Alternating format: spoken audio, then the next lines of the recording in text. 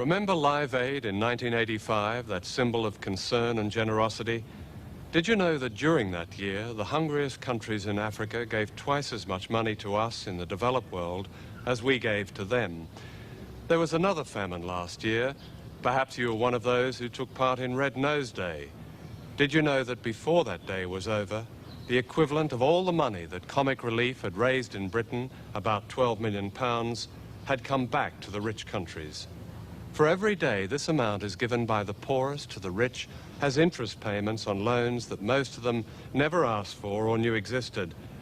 In other words, contrary to a myth long popular in the West, it's been the poor of the world who've financed the rich, not the other way round.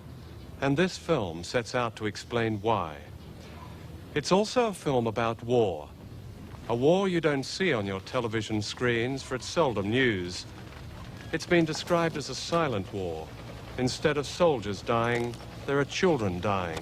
More than 500,000 in 1 year, according to the United Nations. That's more than twice the number of dead in the Gulf War. Instead of the bombing of bridges, there's the tearing down of forests and other natural resources, the bulldozing of farmland, and the running down of schools and hospitals. In many ways, it's like a colonial war. The difference is that these days, people and the resources are controlled not by viceroys and occupying armies, but by other, more sophisticated means, of which the principal weapon is debt.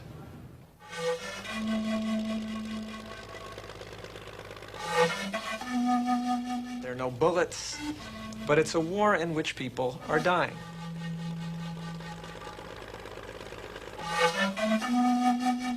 War and debt are exactly the same thing, except for one point, which is that nobody needs to occupy territory today. In the 1980s, the World Bank and IMF and the US government and the British government would say to developing countries, you cut government spending, you increase exports, you privatize, or you won't get new loans. Belt tightening is what it's called.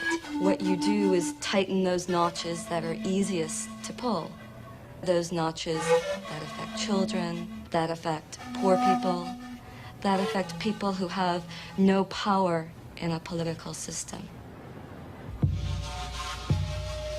Part of the design of structural adjustment programs, that's what these policies are called, is to drive down real wages. The 1980s have been a lost decade for development. The brunt has been borne by the most vulnerable groups, children or mothers with young children.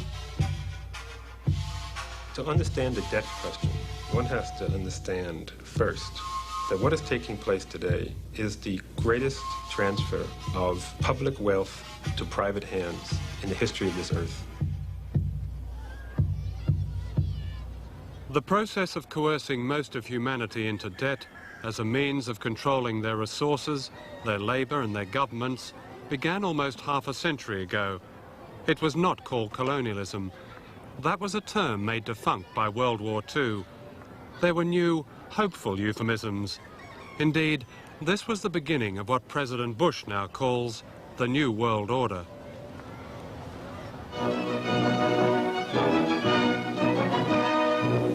At Bretton Woods, New Hampshire, delegates from 44 allied and associate countries arrived for the opening of the United Nations Monetary and Financial Conference. Invited by President Roosevelt, they will work in the seclusion of this White Mountains resort.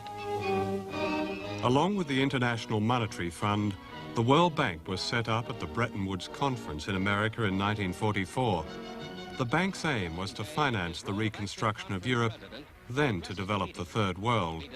It was decided the headquarters would be in Washington, and the president would come from the country with the largest shareholding.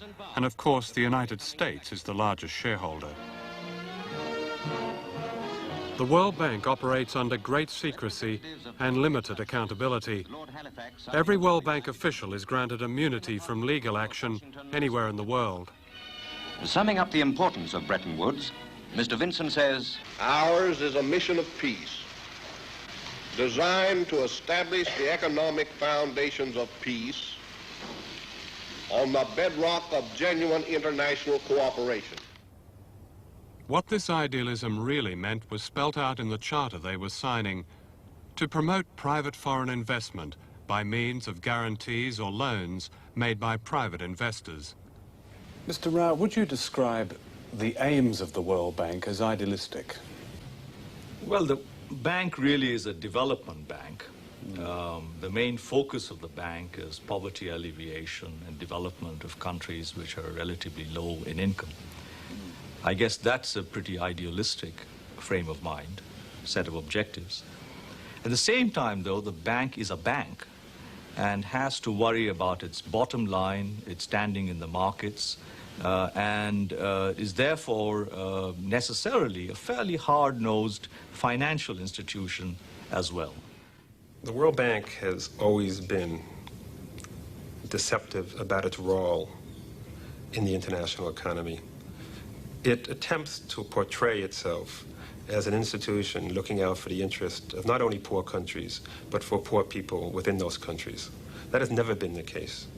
The bank is pushing the interest or promoting the interest of countries in the first world and for an elite sector in the third world. That was true in the 1970s. It is particularly true in the 1980s. What became known as the debt crisis got underway in the early 1980s. However, it was a minor crisis for the banks compared with the catastrophe facing the peoples of poor countries. The banks have made a killing in the decade of the 80s. They've been crying the whole time, but not only the banks, but in fact the public institutions have received a total of over $1.3 trillion. That's 1.3 followed by about 12 zeros. And the reward that the debtor countries have received for paying their creditors $1.3 trillion in the last 10 years is to be more than 60% more in debt than they were in 1982.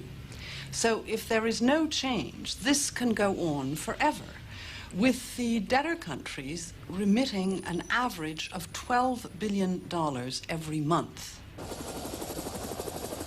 The world's oldest human rights organization, the Anti-Slavery Society, has declared debt a contemporary form of slavery.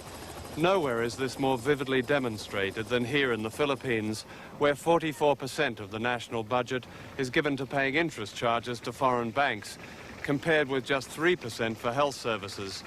Moreover, billions of dollars continue to leave this country just to meet the interest on money borrowed by the dictator Ferdinand Marcos in deals that were often secret and fraudulent. There is perhaps no greater example of the burden of debt than one notorious project in the Philippines. It sits on Bataan Peninsula and is potentially as dangerous as Chernobyl. Built less than 60 miles from the city of Manila on 3 earthquake faults near 2 live volcanoes, one of which recently erupted, this is the Bataan Nuclear Power Station. In the Philippines, it's known as the Big Scam. The scam almost certainly began here at the Wack Wack Golf Club in Manila, where Ferdinand Marcos used to play with his cousin and chief crony, Herminio Dacini. In 1974, the American company General Electric applied to build the Bataan Nuclear Power Station. But Dacini urged his pal Marcos to accept the highest bidder, the Westinghouse Company. Moreover, the deal would be underwritten by the American government through the Export-Import Bank and a clutch of private American banks. Everybody would make a buck, except the Filipino people.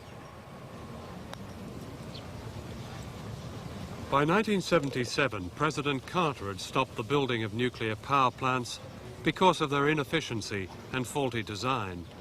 But he did nothing to stop the same plants being built in third world countries like the Philippines. Moreover, the State Department, which had to approve Westinghouse's export license, knew the Bataan Power Station was to be built in an earthquake zone, but still it was encouraged to go ahead. To make the story even more dubious, the U.S. government enters in. William Casey, later the director of the CIA, then head of the Export-Import Bank, an agency which helps U.S. businesses overseas by providing loans and loan guarantees. Casey goes to Manila. Casey comes back, recommends that the U.S. government, through this Export-Import Bank, give an initial loan. That opens the gate for all these other banks to come in and give loans, and they start building. Westinghouse at this time does the usual thing. You have delays, you have problems. The price goes up and up and up. First to 1.1 billion, finally to 2.2 billion. Some estimate that the final cost to the Philippines will be $2.6 billion. So you have a $2.6 billion fiasco that will never produce 1 watt of electricity, which now the Filipino people have to repay. When Marcos was overthrown in 1986, President Aquino declared the Bataan power station unsafe, and it was closed forever. At the same time, her government began legal action in the United States against Westinghouse. Last year, the American judge found ample evidence of bribery. On the day before the case was due to be heard in March, it was settled out of court. Westinghouse agreed to pay the Philippines $100 million.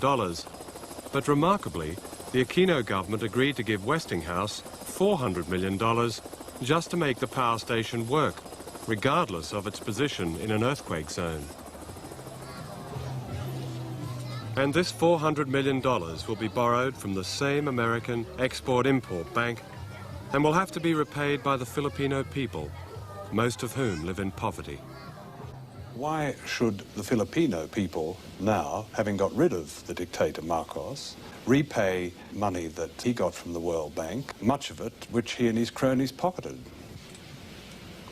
Well, I don't know how much of the World Bank money he pocketed. There are a lot of procedures. Well, we know he pocketed quite a bit, you would agree? Of the World Bank money, I would disagree. There are a lot of procedures in place to ensure that the disbursements of World Bank monies are for projects which are well monitored and are against purchases which are again well monitored. The World Bank and IMF that pride themselves in being institutions that are helping deal with the debt crisis were being used by a third world president actually for his own internal economic gain, in that it was allowing him to continue to service commercial bank debts without getting into trouble, continue to get new loans in, from which again he would take whatever, 1% or 1.5%, and continue to enrich himself.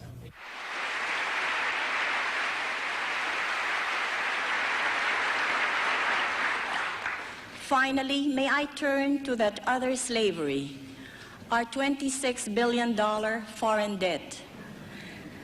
I have said that we shall honor it, yet half our export earnings, $2 billion out of $4 billion, which is all we can earn in the restrictive markets of the world, must go to pay just the interest on a debt whose benefit the Filipino people never received.